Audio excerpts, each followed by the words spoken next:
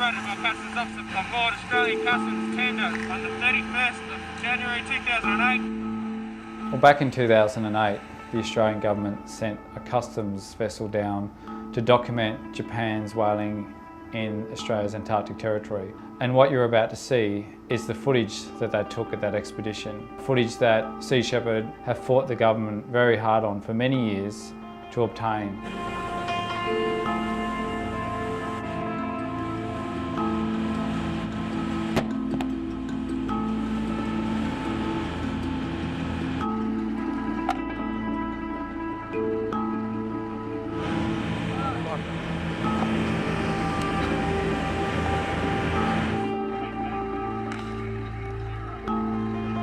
So the area that these whales are being hunted in is in a Southern Ocean whale sanctuary.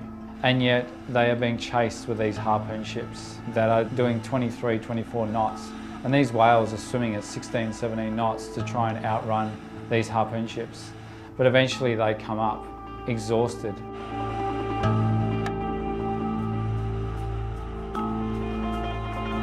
And when these whales are hit with an explosive harpoon, it sends shrapnel through their bodies and then hooks come out. And so there's no way for these whales to escape. They're thrashing around, trying to get away from these harpoon ships, but this cable drags them back up to the surface.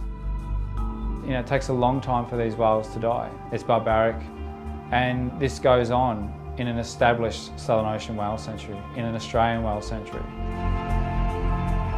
Once these whales die, they are tied up alongside a harpoon ship before that harpoon ship rendezvous with the factory ship, the Nishimaru, and then it is transferred up the slipway of the Nishimaru, where it is diced up for the markets in Tokyo.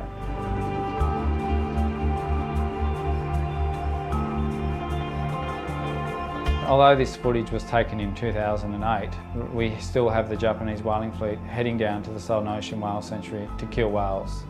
And unless there is action from our Australian government, in 10 years' time, we are still going to see whales being killed in an established whale sanctuary. I guess the question has to be asked is, does the Australian government, represent the wishes of the Australian public that want to see an end to whaling, or Tokyo?